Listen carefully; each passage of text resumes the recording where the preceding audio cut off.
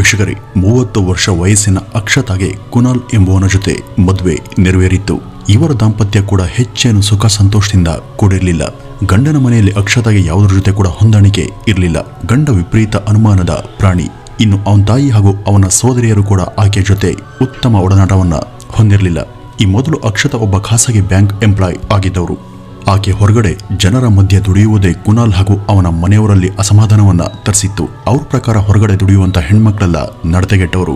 ಗಂಡನ ಮನೆಯವರ ಈ ಮೂದಲಿಕೆ ಹಾಗೂ ಅಪವಾದಕ್ಕೆ ಸೋತತ್ತ ಅಕ್ಷತಾ ಆ ಕೆಲಸವನ್ನ ರಿಸೈನ್ ಮಾಡಿದ್ರು. 3 ವರ್ಷದ ಹಿಂದೆ ಅವ್ರಿಗೊಂದು ಮಗು ಕೂಡ ಆಗಿತ್ತು.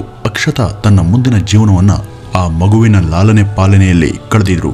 ಈ ಕುನಾಲ್ ಹಾಗೂ ಆತನ ಮನೆಯವರಿಗೆ ಅಕ್ಷತಾಳ ಹಣ ಹಾಗೂ ಆದಾಯದ ಮೇಲೆ ಮೊದಲಿಂದನೂ ಕೂಡ ಕಣ್ಣಿತ್ತು. ಈಗ ಆಕೆ ಕೆಲಸವನ್ನ ಬಿಟ್ಟ ನಂತರ ಅವರು ಆಕೆ ತಂದೆಯ ಪೆನ್ಷನ್ ಹಣವನ್ನು ಹೊಡೆಯೋದಕ್ಕೆ ಸ್ಕೆಚ್ ಹಾಕಿದ್ರು.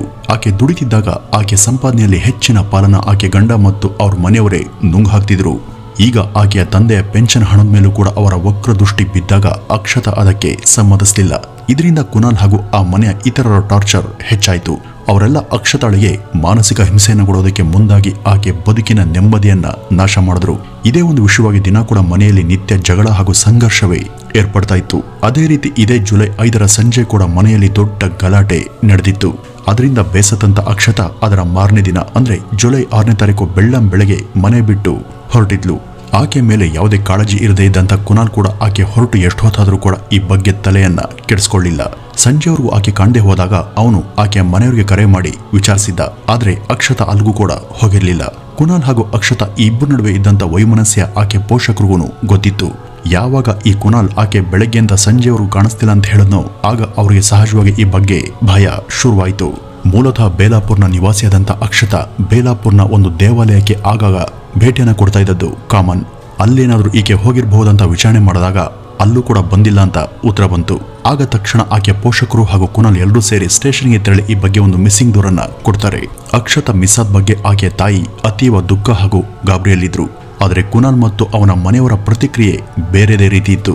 ಅವ್ರಿಗೆ ಈ ಬಗ್ಗೆ ಯಾವುದೇ ಚಿಂತೆ ಇದ್ದಂತೆ ಕಾಣಲಿಲ್ಲ. ಅವರು ಈ ಬಗ್ಗೆ ಎಷ್ಟು ತಾತ್ಸಾರದಿಂದ ಇದ್ರು ಅಂದ್ರೆ ಕನಿಷ್ಠ ಪೊಲೀಸ್ಗೆ ಅವರು ಆಕೆಯನ್ನ ಹುಡುಕಿ ಕೊಡಿ ಅಂತಾನೂ ಕೂಡ ಯಾವುದೇ ಒತ್ತಾಯವನ್ನ ಮಾಡಲಿಲ್ಲ. ಜುಲೈ 6ಕ್ಕೆ ಈ ದೂರು ದಾಖಲಾದ್ರೂ ಕೂಡ ಜುಲೈ 8ನೇ ತಾರೀಕುವರೆಗೂ ಈ ಬಗ್ಗೆ ಯಾವುದೇ ಸುಳಿವು ಸಿಗಲಿಲ್ಲ.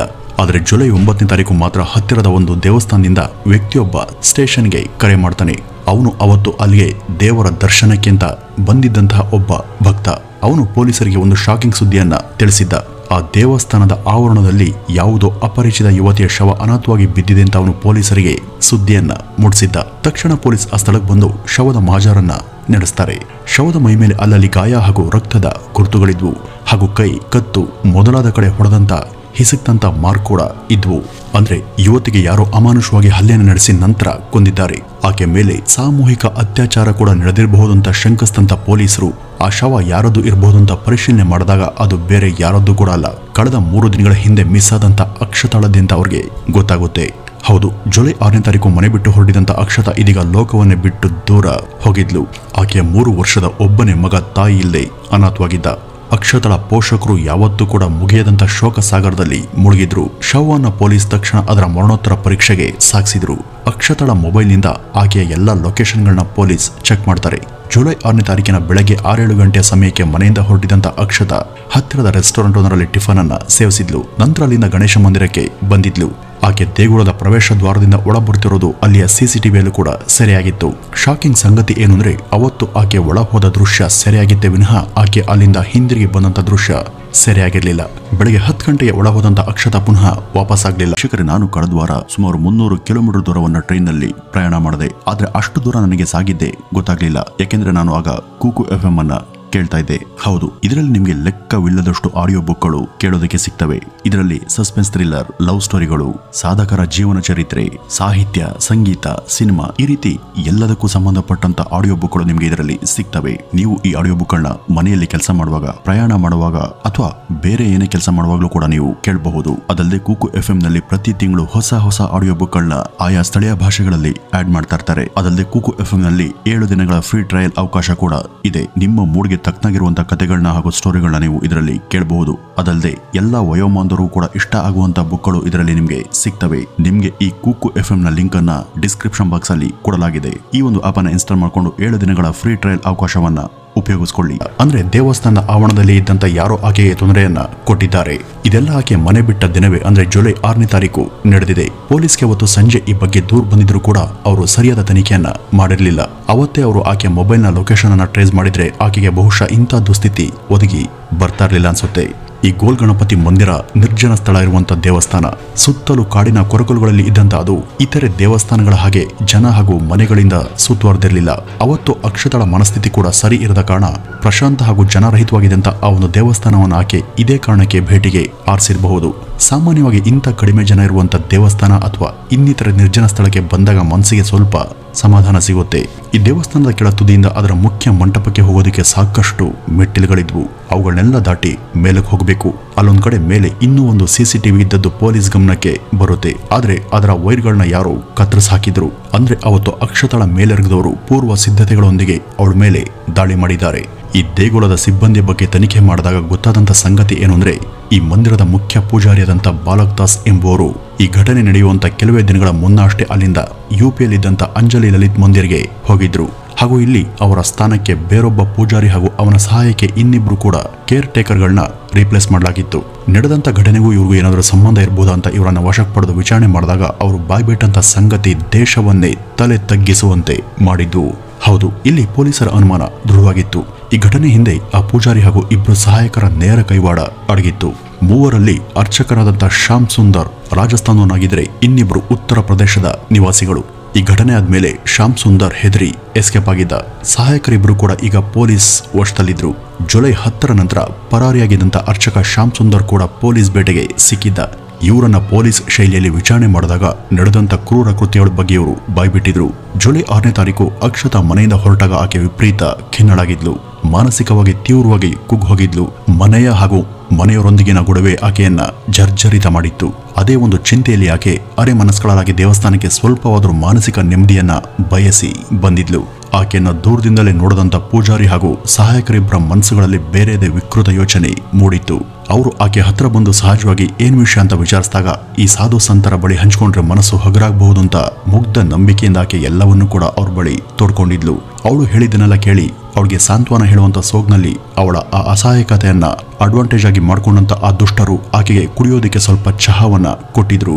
ಹಾಗೆ ಕೊಡುವಂತ ಮೊದಲು ಅದರಲ್ಲಿ ಮತ್ತು ಬರುವಂತ ಏನನ್ನು ಬೆರೆಸಿ ಕಲಸಿ ಕೊಟ್ಟಿದ್ರು. ಅವರ ಈ ದುಷ್ಟ ಆಲೋಚನೆ ಬಗ್ಗೆ ಸ್ವಲ್ಪ ಕೂಡ ಕಲ್ಪನೆ ಇರದಂತ ಅಕ್ಷತಾ ಅವ್ರು ಕೊಟ್ಟಂತ ಚಹಾವನ್ನ ಹಿಂದು ಮುಂದೆ ನೋಡದೆ ಸೇವಿಸಿದ್ಲು. ಸೇವನೆ ಮಾಡಿದ ತಕ್ಷಣ ಮೂರ್ಛೆ ಹೋದಂತ ಆಕೆನ ಎತ್ಕೊಂಡು ದುರ್ಗಮ ಸ್ಥಳಕ್ಕೆ ತಗೊಂಡು ಹೋದಂತ ಅವರು ಆ ಸ್ಥಳದ ಮಹತ್ವ ಹಾಗೂ ತಮ್ಮ ಸ್ಥಾನಮಾನವನ್ನು ಕೂಡ ಮರೆತು ಅವಳ ಮೇಲೆ ಒಬ್ಬರಾದ ಮೇಲೆ ಒಬ್ರು ಅತ್ಯಾಚಾರ ಮಾಡಿದ್ರು. ಜುಲೈ 6ನೇ ತಾರೀಕಿನಂದು ಅವಳ ಮೇಲೆ ಅನೇಕ ಸಲ ಅತ್ಯಾಚಾರ ನಡೆದಿತ್ತು. ಜುಲೈ 7ನೇ ತಾರೀಕು ಬೆಳಗ್ಗೆ ಎಚ್ಚರಗೊಂಡಂತ ಅಕ್ಷತಾ ತೀವ್ರವಾಗಿ ಸುಸ್ತಾಗಿದ್ಲು. ಎಚ್ಚರಗೊಂಡಂತ ಅಕ್ಷತಾ ಹೊರಗೆಲ್ಲಿಯಾದ್ರೂ ಈ ಬಗ್ಗೆ ಬಾಯ್ಬಿಟ್ರೆ ತೊಂದರೆ ಅಂತ ಗೊತ್ತಾದಂತ ಅವರು ಆಕೆ ಮೇಲೆರಿಗಿ ಆಕೆಗೆ ಚಿತ್ರ ವಿಚಿತ್ರ ದೈಹಿಕ ಹಿಂಸೆಯನ್ನ ಕೊಟ್ಟು ಕೊನೆಗೆ ಆಕೆಯ ಕುತ್ತಿಗೆಯನ್ನ ಹಿಸ್ಕಿ ಕೊಂದು ಹಾಕ್ತಾರೆ. ಕೊಂದ ಬಳಿಕ ಅವಳ ಶವವನ್ನ ಯಾರಿಗೂ ಕೂಡ ಕಾಣದ ಹಾಗೆ ಸಾಗಿಸಿ ಅಲ್ಲೊಂದು ನಿರ್ಜನವಾದಂತ ಪ್ರಪಾತಕ್ಕೆ ತಳ್ತಾರೆ. ಅಲ್ಲಿ ಹಾಕಿದ್ರೆ ಯಾರಿಗೂ ಕೂಡ ಕಾಣಿಸೋದಿಲ್ಲ ಹಾಗೂ ಕೆಳಗಿರುವಂತ ಯಾವ್ದಾದ್ರು ಪ್ರಾಣಿ ಶವವನ್ನ ತಿಂದು ಹಾಕುತ್ತೆ ಅನ್ನೋದು ಅವರ ನಂಬಿಕೆಯಾಗಿತ್ತು. ಆದ್ರೆ ಹಾಗಾಗ್ಲಿಲ್ಲ. ಜುಲೈ 9ನೇ ತಾರೀಕೆ ಈ ಒಂದು ವಿಷಯ ಪೊಲೀಸರಿಗೆ ಗೊತ್ತಾಗಿ ಅವರೆಲ್ಲ ಅರೆಸ್ಟ್ ಆಗ್ತಾರೆ. ಇಂಥ ದುಷ್ಟ ಕೆಲಸ ಮಾಡದಂತ ಇವ್ರ ಮೇಲೆ ಯಾವುದೇ ಕನಿಕರ ತೋರಿಸಬಾರ್ದು ಅಂತ ಅವ್ರಿಗೆಲ್ಲ ನಿಂತ ನಿಲುವಲ್ಲೇ ನೇಣಿಗೆ ಅಂತ ಜನ ಈಗ ಆಗ್ರಹಿಸ್ತಿದ್ದಾರೆ. ದೇವಸ್ಥಾನದ ಉಸ್ತುವಾರಿಯಾದಂಥ ಮಹತ್ತರವಾದಂಥ ಜವಾಬ್ದಾರಿ ವಹಿಸಿದಂಥ ಪೂಜಾರಿ ಇಂಥ ಹೇಯ ಕೃತ್ಯ ಎಸ್ಕೋದಕ್ಕೆ ಮನ್ಸು ಮಾಡಿದ್ದಾದ್ರೂ ಹೇಗೆ? ಅದು ಕೂಡ ದೇವಸ್ಥಾನದ ಒಳಗೆ ತನ್ನ ಕಷ್ಟವನ್ನು ತೋಡ್ಕೊಂಡಂತ ಅಬಲೆಯೊಬ್ಬಳ ಮೇಲೆ ಇಷ್ಟು ವಿಕೃತತೆಯನ್ನು ಮೆರೆಯೋದಿಕ್ಕೆ ಅವ್ರಿಗೆ ಮನ್ಸಾದ್ರೂ ಹೇಗೆ ಬಂತು? ಇಂಥ ದುಷ್ಟರಿಗೆ ಇಷ್ಟು ದೊಡ್ಡ ಜವಾಬ್ದಾರಿಯನ್ನ ಹೇಗೆ ಕೊಟ್ರಿ ಅಂತ ಅದರ ಮಾಜಿ ಮುಖ್ಯ ಅರ್ಚಕರಾದಂಥ ಬಾಲಕ್ ದಾಸರನ್ನ ಕೇಳಿದಾಗ ಅವರು ಅವ್ರ ಬಗ್ಗೆ ತನಗೆ ಹೆಚ್ಚೇನು ಗೊತ್ತಿಲ್ಲ ಅಂತ ನಿರ್ಲಕ್ಷ್ಯದ ಉತ್ತರವನ್ನ ಕೊಟ್ಟಿದ್ದಾರೆ. ಅವ್ರ ಬಗ್ಗೆ ಏನೊಂದು ಕೂಡ ಗೊತ್ತಿಲ್ಲದೆ ಇದ್ದಾಗ ಹೇಗೆ ದೇವಸ್ಥಾನದ ಉಸ್ತುವಾರಿಯನ್ನು ಅವ್ರಿಗೆ ಹಸ್ತಾಂತರ ಮಾಡಿದ್ರು? ಈ ಬಗ್ಗೆ ಸರಿಯಾದ ತನಿಖೆಯಾಗಿ ಈ ಬಾಲಕ್ ದಾಸ್ ಮೇಲೂ ಕೂಡ ನಿರ್ಲಕ್ಷ್ಯದ ದೂರನ್ನು ದಾಖಲು ಮಾಡಿ ಅವರನ್ನು ಕೂಡ ಅರೆಸ್ಟ್ ಮಾಡಬೇಕು ಅಂತ ಜನ ಪ್ರತಿಭಟಿಸುತ್ತಿದ್ದಾರೆ. ಅದಲ್ಲದೆ ಬಾಂಬೆ NRI ಕೋಸ್ಟಲ್ ಕೇಂದ್ರದ ಪೊಲೀಸ್ ಕೂಡ ಇಲ್ಲಿ ಸರಿಯಾಗಿ ತಮ್ಮ ಕೆಲಸವನ್ನು ತಾವು ನಿರ್ವಹಿಸಿಲ್ಲ. ಜುಲೈ 6ನೇ ತಾರೀಕು ಅಕ್ಷತಾ ತನ್ನ ಗೆಳತಿಯೊಬ್ಬರಿಗೆ ಕರೆ ಮಾಡಿ ನಡೆದ ಎಲ್ಲವನ್ನೂ ಕೂಡ ತಿಳಿಸಿದ್ದಾರೆ. ಆಗ್ಲಾದ್ರೂ ಪೊಲೀಸರು ಆಕೆಯ ಕಾಲ್ ಡೀಟೇಲ್ಸ್ ಅನ್ನ ಚೆಕ್ ಮಾಡಿ ಆಕೆಯನ್ನು ತಕ್ಷಣ ಪತ್ತೆ ಹಚ್ಚಬಹುದಿತ್ತು. ಆದ್ರೆ ಅವರು ದೂರ ಬಂದು 2 ದಿನಗಳಾದ್ರೂ ಕೂಡ ಹೆಚ್ಚು ಮುತುವರ್ಜಿಯನ್ನ ವಹಿಸಲೇ ಇಲ್ಲ. ಅದಲ್ಲದೆ ಅಕ್ಷತಾಳ ಸೋದರಿ ಹಾಗೂ ಆಕೆಯ ತಂದೆ ಮೇಲಿಂದ ಮೇಲೆ ಸ್ಟೇಷನ್ಗೆ ತೆರಳಿ ಒತ್ತಾಯವನ್ನು ಹಾಕಿದ್ರೂ ಕೂಡ ಪೊಲೀಸರು ಇದನ್ನು ಗಂಭೀರವಾಗಿ ಪರಿಗಣಿಸಲಿಲ್ಲ ಅಂತ ಆಕೆ ಸೋದರಿ ಹೇಳಿದ್ದಾರೆ. ಅಕ್ಷತರ ಈ ಸಾವಿಗೆ ಅನೇಕರು ಕಾರಣ ಅನ್ನಬಹುದು. ಆಕೆಯ ಸಾವಿಗೆ ಪೂಜಾರಿ ಹಾಗೂ ಸಹಾಯಕರು ಮಾತ್ರವಲ್ಲದೆ ಒಂದು ತರ ಆಕೆಯ ಪತಿ ಹಾಗೂ ಅವನ ಮನೆಯವರು ಕೂಡ ಕಾರಣನೇ. ವರ್ಷಗಳ ಕಾಲ ಅವರು ಕೊಟ್ಟಂತ ಮಾನಸಿಕ ಕಿರುಕುಳ, ದೌರ್ಜನ್ಯ, ಹಿಂಸೆ, ಕಿರಿಕಿರಿ, ಅಪವಾದ ಇವೆಲ್ಲವುಗಳಿಂದ ಅಕ್ಷತಾ ಬಹುವಾಗಿ ಕುಗ್ಗೋಗಿದ್ಲು. ಮನೆಯಲ್ಲಿ ಆಕೆಯನ್ನ ಯಾರಾದರೂ ಒಬ್ಬರು ಸರಿಯಾಗಿ ಅರ್ಥ ಮಾಡ್ಕೊಂಡಿದ್ರು ಕೂಡ ಆಕೆಯ ಬದುಕು ಈ ರೀತಿ ಇವತ್ತು ದಾರುಣ ಅಂತ್ಯವನ್ನ ಕಾಣ್ತಿರ್ಲಿಲ್ಲ. ಈಗ ಇವರೆಲ್ಲರ ಪೈಕಿ ಯಾರನ್ನಂತ ಶಿಕ್ಷೆ ಕೊಡೋದಕ್ಕೆ ಸಾಧ್ಯ? ನ್ಯಾಯವಾಗಿ ಇವರೆಲ್ಲರಿಗೂ ಇವರ ತಪ್ಪಿನ ಅರಿವಾಗಬೇಕು. ಇಷ್ಟೆಲ್ಲದರ ನಡುವೆ ಯಾವ ಪಾಪವನ್ನು ಕೂಡ ಮಾಡದಂತ ಆ ಮುಗ್ಧ ಮಗು ಈಗ ತಾಯಿಯಿಲ್ಲದೆ ಒಂಟಿಯಾಗಿ ಬದುಕಬೇಕು. ವೀಕ್ಷಕರೇ, ಈ ದೇಶದಲ್ಲಿ ಇಂಥ ದಾರುಣ ಕೃತ್ಯಗಳು ಮೇಲಿನ ಮೇಲೆ ನಡೆದರೂ ಕೂಡ ಜನ ಮಾತ್ರ ಬದಲಾಗುವ ಹಾಗೆ ಕಾಣ್ತಾನೇ ಇಲ್ಲ. ಇಲ್ಲಿ ಒಬ್ಬ ಮಹಿಳೆಗೆ ಸ್ಮಶಾನ ಹಾಗೂ ಸಮಾಧಿಗಿಂತ ಹೆಚ್ಚಿನ ಸುರಕ್ಷತೆಯ ಸ್ಥಳ ಯಾವುದೂ ಕೂಡ ಇಲ್ಲ ಎಂಬ ಮಾತು ಮೇಲಿಂದ ಮೇಲೆ ಸತ್ಯ ಆಗ್ತಿದೆ. ದೇವಸ್ಥಾನದ ಪೂಜಾರಿಗಳ ಮನಸ್ಸಲ್ಲೂ ಕೂಡ ಇಂಥ ಒಂದು ಕೆಟ್ಟ ಪೈಶಾಚಿಕ ಮನಸ್ಥಿತಿ ಇರುವಾಗ ಇಲ್ಲಿ ಯುವತಿಯರು ಯಾರಂತಾನೆ ನಂಬೇಕು? ಅಕ್ಷತಾ, ಮೌಮಿತಾ, ಸೌಜನ್ಯ, ನಿರ್ಭಯ ಇವೆಲ್ಲ ಕೇವಲ ಹೆಸರುಗಳಲ್ಲ. ಇವು ಆಯಾ ಕುಟುಂಬದವರ ಅರಣ್ಯ ರೋದನೆಯ ಸಂಕೇತ. ಈ ಕೊಳತ ಸಮಾಜದ ಕೆಟ್ಟ ಮುಖದ ಪ್ರತಿಬಿಂಬ. ಈ ದೇಶ ಸರಿ ಹೋಗೋದಕ್ಕೆ ಇಲ್ಲಿ ಇನ್ನೆಷ್ಟು ಹೆಣ್ಮಕ್ಳ ಬಲಿ ನಡೆಯುತ್ತೋ ಗೊತ್ತಿಲ್ಲ. ವೀಕ್ಷಕರೇ, ಈ ಘಟನೆ ಬಗ್ಗೆ ನಿಮ್ಮ ನಿಲುವು ಏನು ಅಂತ ಕಮೆಂಟ್ನ ಮೂಲಕ ತಿಳಿಸಿ ಅಂತ ಹೇಳ್ತಾ ಈ ಒಂದು ವಿಡಿಯೋವನ್ನ ಇಲ್ಲಿಗೆ ಮುಗಿಸೋಣ. ನಮಸ್ಕಾರ.